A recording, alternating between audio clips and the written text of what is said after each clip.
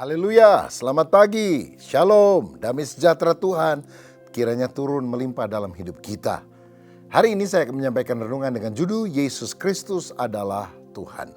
Kita akan baca Kisah Rasul 2 ayat 33 sampai 36 yang berbunyi demikian. Dan sesudah ia ditinggikan oleh tangan kanan Allah dan menerima Roh Kudus yang dijanjikan itu, maka dicurahkannya apa yang kamu lihat dan dengar di sini. Sebab bukan Daud yang naik ke sorga, malahan Daud sendiri berkata, Tuhan telah berfirman kepada Tuanku, duduklah di sebelah kananku, sampai kubuat musuh-musuhmu menjadi tumpuan kakimu. Jadi seluruh kaum Israel harus tahu dengan pasti bahwa Allah telah membuat Yesus yang kamu salibkan itu menjadi Tuhan dan Kristus.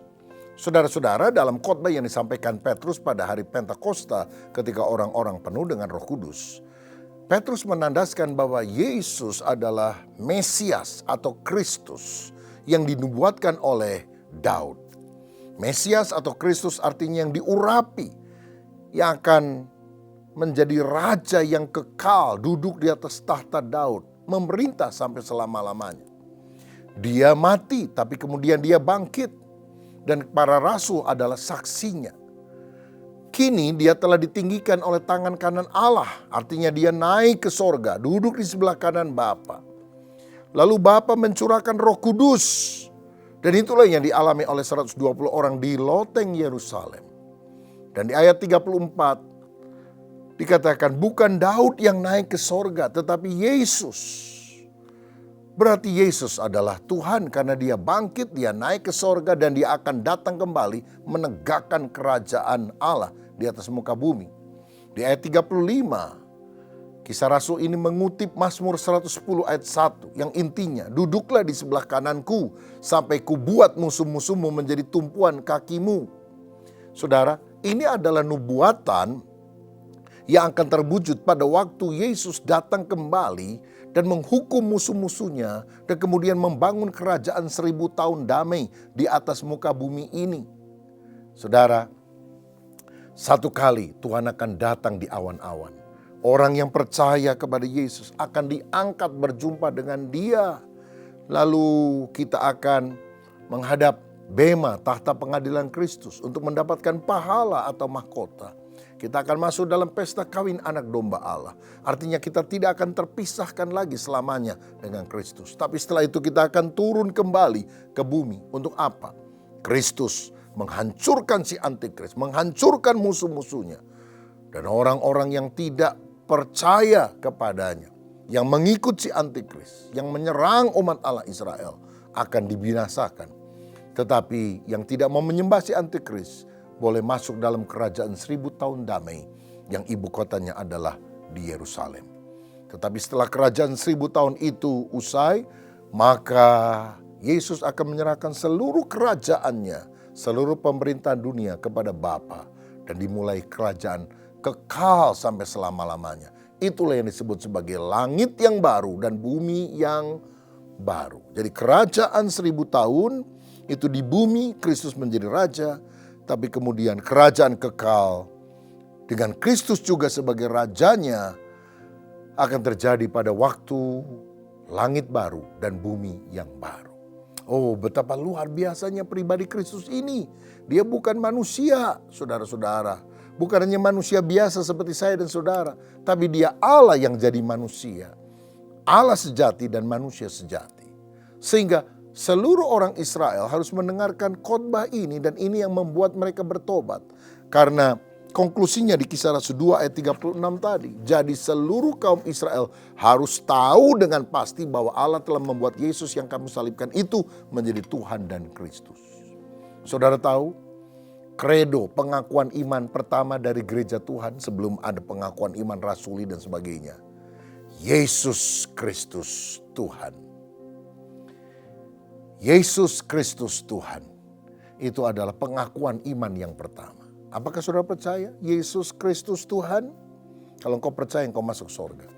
Kalau engkau percaya dosamu diampuni engkau diselamatkan. Kalau engkau tidak percaya engkau akan binasa sampai selamanya. Saudara boleh ketik kalau engkau sungguh percaya Yesus Kristus Tuhan.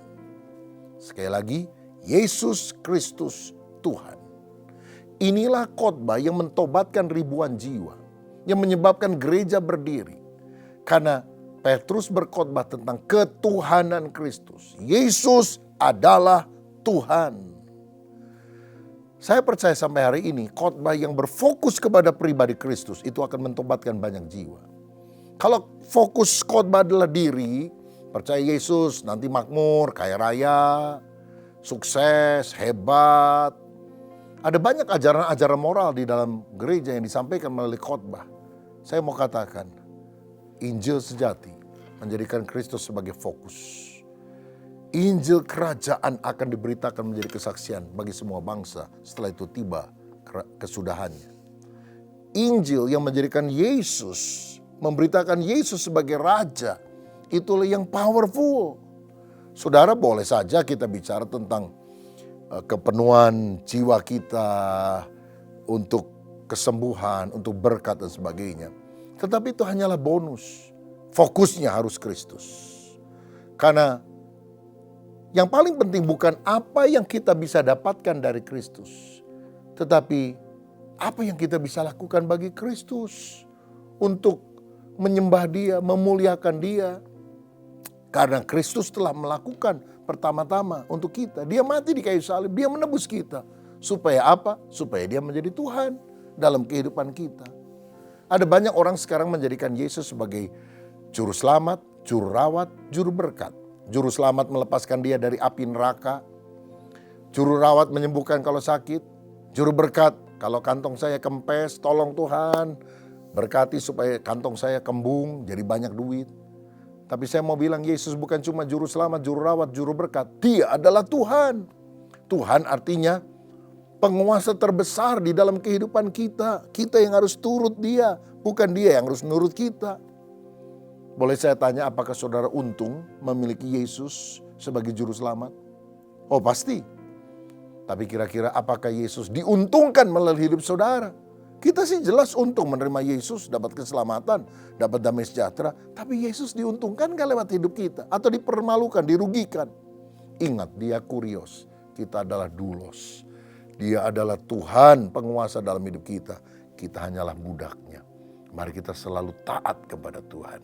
Aku hambamu, jadilah padaku menurut perkataanmu itu. Saya percaya kalau hidup kita fokus kepada Kristus, berita yang kita sampaikan adalah tentang ketuhanan Kristus, kita akan menjadi murid yang efektif dipakai untuk memenangkan jiwa. Jangan egois, jangan memiliki pusat diri sendiri, karena senter dunia bukan diri kita, tetapi Kristus. Yesus Kristus, Tuhan. Tuhan Yesus memberkati. Bapa Surgawi, terima kasih hari ini kami telah menerima firman-Mu.